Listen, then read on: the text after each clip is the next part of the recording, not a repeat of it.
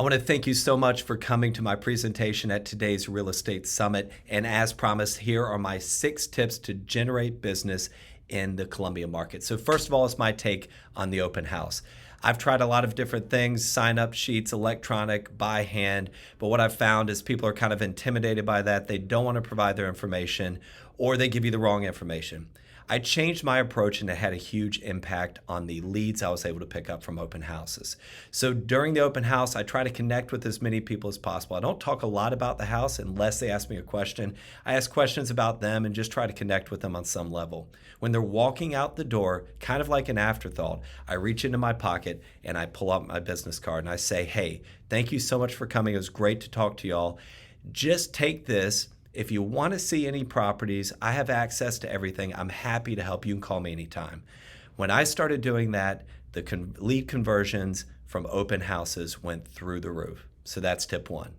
Tip number 2 is a way that you can revive a buyer lead that is just non-responsive if you have their email.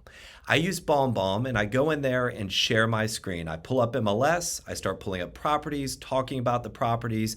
I'll pull up the map view, talk about the neighborhood, the area, the schools.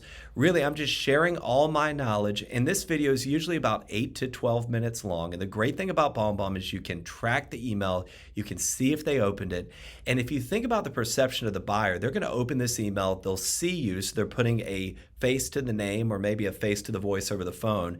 And they're also going to think that you spent a lot of time gathering this information for you. Really, it's just a few minutes spitballing on video, but I've used this method and it's revived so many buyer leads for me.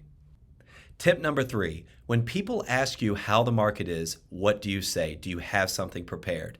This is a tip from Tom Ferry, but I've used this and it's resulted in some great business. So when somebody asks me, how's the market? I say, well, it really depends if you're buying, selling, or investing. What are you most interested in? This is a great conversation starter and it has led to many buyer and seller opportunities for me.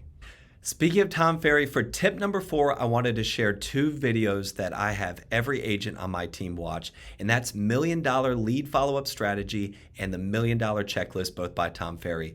These videos are gold. I've watched them both at least 100 times, and this is how I run my business. Check them out.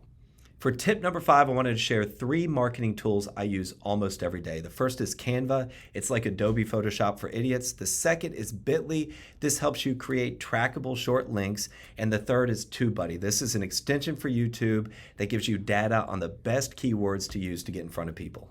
Tip number 6 is another way to generate leads, and it's pretty simple. Don't be afraid to ask for help.